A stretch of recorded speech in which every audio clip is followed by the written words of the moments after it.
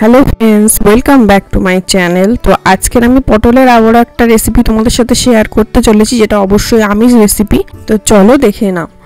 আমি গরম তেলে, সর্ষের তেল অবশ্যই, সর্ষের তেলে পটলগুলো শুধু ভেজে নিয়েছিলাম। খুব বেশি ভাজবো না, নুন হলুদ ছাড়াই ভেজেছিলাম। আর ওই তেলেই আবার একটু আলু কেটে নিয়ে সেগুলো নুন হলুদ দিয়ে ভেজে নিয়েছিলাম। আলুটা একটু লাল লাল হয়ে গেলে আমি এটা তুলে নেব। তোমরা হয়তো এই রেসিপিটা জানো, তোমাদের কাছে এটা কমন রেসিপি হতে পারে।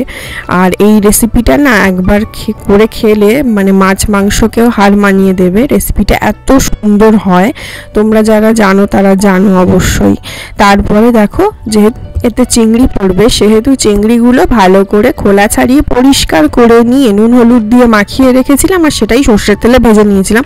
তোমরা নিশ্চয়ই জানো চিংড়ি কী করে পরিষ্কার করতে হয়। তারপরে সেই তেলেই আর একটু তেল দিয়ে তাতে একে একে রসুন বাটা, পেঁয়াজ কুচি দিয়ে একটুখানি ভেজে নেব। পেঁয়াজগুলো একটু লাল লাল হয়ে গেলে তাতে কাঁচা লঙ্কা বাটা দিয়ে দেবো, আর তারপরে আদা বাটা দিয়ে দেবো।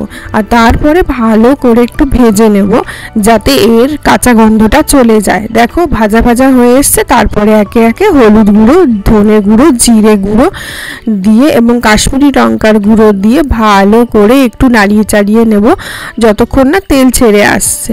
তোমরা চাইলে এখানে গুঁড়ো লঙ্কা ইউজ করতে পারো, আমরা গুঁড়ো লঙ্কা খাই না বলে দিই না। তারপরে পরিমাণ মতো নুন আর চিনি দিয়ে ভালো করে একটু নাড়িয়ে চাড়িয়ে নিয়ে একটু অল্প জল দেবো, যাতে মশলাটা পুড়ে না যায়। আর চিনি দিলে যে কোনো রান্নারই টেস্ট ব্যালেন্সে চলে আসে, সেটা চিনিটা দেবো। আর তারপর একটা মিডিয়াম সাইজের টমেটো নিয়ে ভালো করে কুচিয়ে সেটা আমি দিয়ে দিয়েছিলাম, আর একটু নাড়িয়ে চাড়িয়ে নিয়েছিলাম যাতে টমেটোটা গলে যায়। আর দেখো ইতিমধ্যে তেল কিন্তু ছাড়তে শুরু করে দিয়েছে মশলা দিয়ে।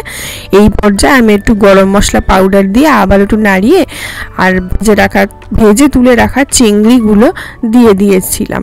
চিংড়িগুলো দিয়ে অবশ্যই একটু কষতে হবে, কষলে পরে একটু ভালো হয়। চিংড়ি দিয়ে কষলে একটু টেস্টটা ভালো আসে, যত কষবে ততই টেস্ট ভালো আসে।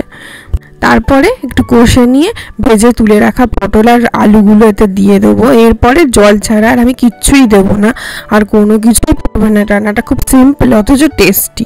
তোমরা নিশ্চয়ই এইভাবে করো কি অন্যভাবে করো, আমাকে অবশ্যই একবার কমেন্ট করে জানিও। এই পর্যায়ে আমি একটু ভালো করে কষে নেবো। কষতে কষতে যখন তেল ছেড়ে আসবে তখন কিন্তু আমি জল ছাড়া কিছুই দেবো না। দেখো আমার কষা অলরেডি ডান। তো এবার আমি ঈষদ উষ্ণ গরম জল দিয়ে দেবো। ঈষদ উষ্ণ গরম জল দিলে রান্না তাড়াতাড়িও হয় আর টেস্টও আসে। আর তারপরে ধনে পাতা কুচি দিয়ে দেবো। ধনে পাতা কুচিটা অপশনাল, তোমরা নাও দিতে পারো, আমরা সব রান্নাতে দিই। তোমরা ভাবতেও পারো যে এইটুকুনি ধনে পাতা ছিল না, আমি ভুলেও গেছি বাজার থেকে কিনে আনতে। এখন ধনে পাতাটা পাওয়াও যায় না, পেলেও দাম বেশি, তাও আমরা কিনি, কারণ ধনে পাতা যে কোনো রান্নার টেস্ট আনে। আর দেখো আমার রান্না কিন্তু হয়ে গেছে। তোমরা এইভাবে বাড়িতে একবার অবশ্যই ট্রাই করো এবং আমাকে কমেন্ট করে জানিও কেমন হয়েছিল। And if you like my video, please do like, comment, share, subscribe to my channel and press the bell icon to get more notification and update also. Thank you.